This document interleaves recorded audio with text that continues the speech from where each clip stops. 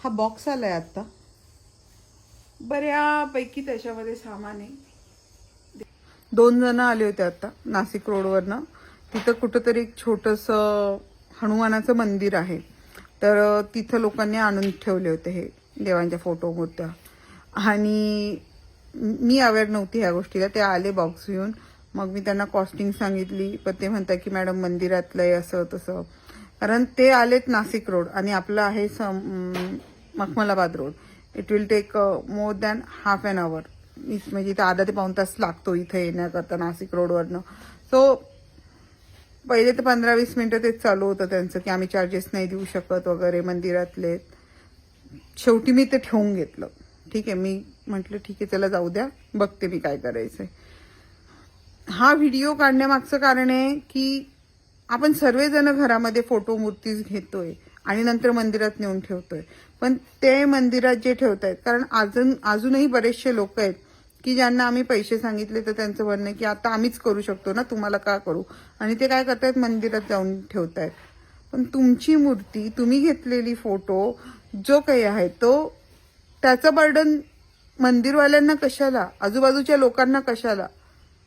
कारण आपण घेतोय तर आपण घेताना आपली रिस्पॉन्सिबिलिटी म्हणून घेतोय ना. मग त्याला प्रॉपर विघटन करण्याची रिस्पॉन्सिबिलिटी पण आपलीच आहे. मग त्याला चार्जेस लागो या ना लागो, एक तर तुम्ही स्वतः घरच्या घरी फ्रेम कटिंग करा, नाहीतर मग कोणाकडनं तरी करून घ्या.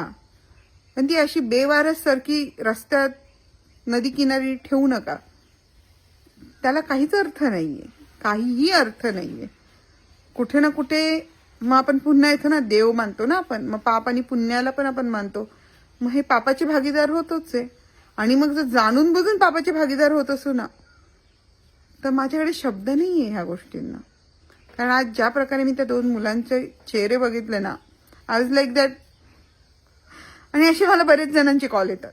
मी स्वतः कधी कधी कंटाळून जाते की किती आम्ही नाही घेऊ शकत. मी आता इथून बाहेर रस्त्यावर निघाले की रस्त्यावर मला मूर्त्या पडलेल्या दिसतील.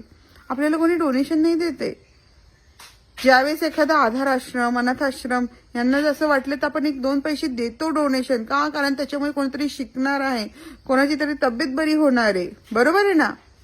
पण आपण आणलेल्या गोष्टींना साफसफाई करण्याकरता कोण देणार आहे बरोबर पैसे. तुम्ही तरी देणार आहे का. तुम्ही स्वतःच्या फोटो मूर्त्यांकरता देऊ शकत नाही, कोण लोक देऊ शकतात का.